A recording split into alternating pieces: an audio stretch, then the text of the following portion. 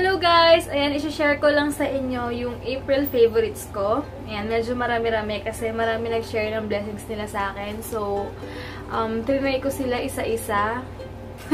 Trinay ko talaga isa-isa. Kaya, ayan, gusto ko lang i-share sa inyo.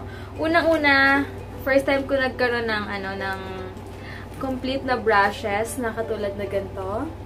Ayan, from Sis Gel. Nakakatuwa lang kasi favorite ko na to dahil sobrang ganda and iba pala talaga yung effect kapag gumagamit ka ng brush sa makeup mo. Ibang-iba and napaka-flawless ng effect. Tsaka lahat to na-try ko na from pang contour ko, pang powder, pang foundation, pang blush on, etc. Super ganda niya and simula binigay sa akin to kapag umaalis ako, lagi ko na siyang ginagamit and hindi na ako masyado gumagamit ng kamay sa pag-a-apply ng makeup. Pero iba rin talaga kasi pag kamay din talagang nakukuha mo yun sa ganyan. Pero iba rin yung effect kapag naka-brush kasi super flawless talaga. And then next naman, hindi ko pa ito nagagawa ng review, pasensya na. Ito, super gusto ko rin siya. Catrice Concealer all around concealer. Ayan, obvious naman na lagi ko siyang ginagamit kasi medyo nabawas-bawasan na. Ayan, ginagamit ko to before ako maglagay or mag-apply ng mga concealer or foundation. Itong medyo pinkish na to, pinkish ba or peach, nilalagay ko siya sa under eye ko, lalo na kapag pag matagalang nasa layasan ako, ganyan, nilalagay ko siya. Yung green para sa mga red spots. Ayan. Para naman hindi masyadong visible din yung mga flaws or redness sa face ko. Ayan. And then next naman itong Maybelline New York and ZA. Ginagamit ko tong Maybelline na to kapag medyo yung foundation ko mapuputi. Okay siya. And super flawless flawless siya sa face. Kaya lang, hindi siya ganoon katagal sa face mo. Like 4 hours. 4 hours lang tumatagal. Pero okay na rin kasi ang ganda nung finish na dahil ito full coverage to.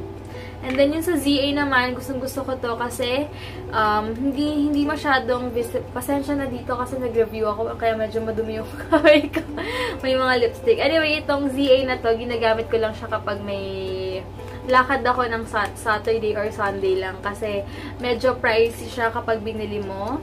Kaya meron akong pang everyday tsaka meron akong pang mga special occasion lang. So, ayan.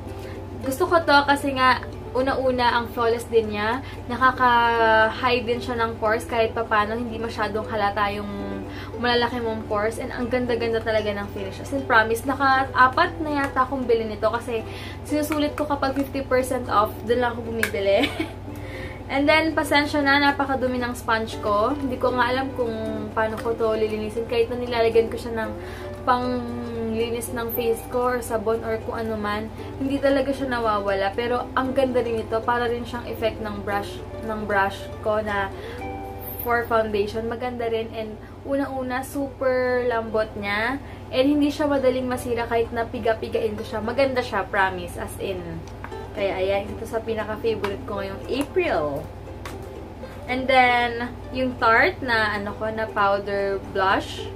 Super ganda nito kasi bigay lang dito sa akin. Daydream nakalagay dito, 12-hour blush.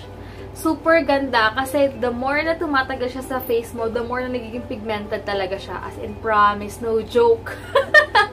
As in, ang ganda. Sobra. Kaya ginagamit ko lang dito kapag may mga special occasion or pag alam kong magtatagal ako sa labas at ayoko mag-retouch. Siyempre, itong Provocalypse ko. Ayan, yung dalawa na try ko, yung isa hindi pa. Ayan, super duper gusto ko rin to kasi nga, lagi ko siyang gamit kapag Saturday, Sunday ngayon. Pag nakikita nyo medyo namumula-mula yung labi ko, ito na yung gamit ko. Kasi nga, tamad ako mag-retouch na pag nasa labas. And bigay lang dito sa akin from Sis Yumi. Super, as in, ang ganda rin nito. And pag gagawin ko na lang separate video, basta super, isa to sa mga pinaka nagustuhan ko kasi bihira lang ako magkaroon ng light lipstick. So, pag feel ko lang na light yung lipstick ko, ito yung ginagamit ko. Pag medyo gusto kong glowing lang na mamuti-muti lang yung face mo, ganyan, itong orange. Basta itong dalawa, super the best and ang sarap niya sa lips kapag in-apply mo. And then, itong concealer na ginagamit ko sa under eye ko kasi medyo makapal yung coverage niya and hindi siya ganun kamuo. Ayan.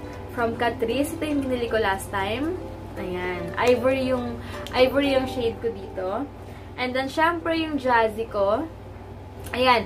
Itong Jazzy, since wala siya masyadong stock, ginagamit ko rin to kapag may special occasion lang. Dahil nga super ganda niya. And medyo pricey. Kaya, pag feel ko lang din na gusto kong kapalan yung kilay ko or syempre, tinatamad ako mag-retouch, alam nyo na. And ito, lagi ko rin itong gamit. Itong e.l.f. na to, super ganda kasi, ayan, gamit ko siya ngayon. Parang natural lang siya. And ang dali-dali lang nang i-apply. Tsaka, long-lasting din yung sa kilay mo kahit na mapawisan ka. Di ba may mga ibang pang pencil or powder na kapag natamaan mo lang, minsan putol na yung kilay mo. Hindi mo napapansin na puputol na yung kilay mo. Kaya gusto ko to. As in, itong dalawang to. Ayan. Promise. Napakaganda nila.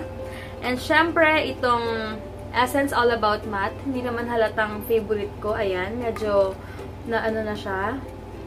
Meron na siyang parang maubos-ubos na. Kaya ito super ganda rito kasi after makeup mo, napaka-flawless ng skin mo and hindi ganun kabilis mag-oily yung face mo as in. And then, tsaka itong Fashion 21 Liquid Eyeliner. Kahit maligo ka pa, hanggat hindi mo siya ini-scrub, nako, super duper as in the best talaga tong eyeliner na to. Hindi ko na yan papalitan forever.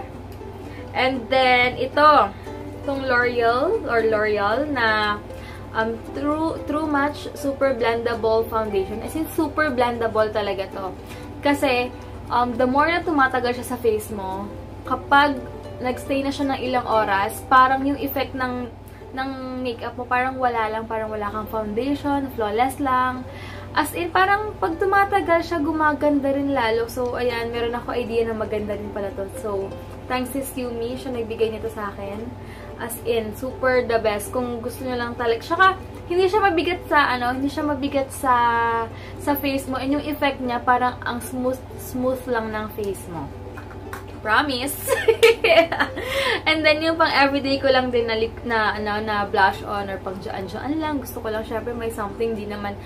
Ang disadvantage lang din ng mapuputi, kapag wala kang masyadong makeup or wala kang blush on, parang super pale mo. Kaya ito gusto ko, long lasting din to from Maybelline. Tagal-tagal ko na tong blush on. Pero hindi pa naman. Wala pa naman sigurong 1 year kasi bago yata to ikasal, bumili ako nito kasi di ba nag-sale 50%. So, ayan. Alam ko lagi nyo to nakikita. And, ang ganda lang ng color niya kasi peach lang siya. Ayan. And then, itong eye studio from Maybelline. Ito yung ginagamit ko pang contour sa nose ko. Ayan. Ito lang. Super favorite ko talaga to. Buti nga matipid siyang gamitin.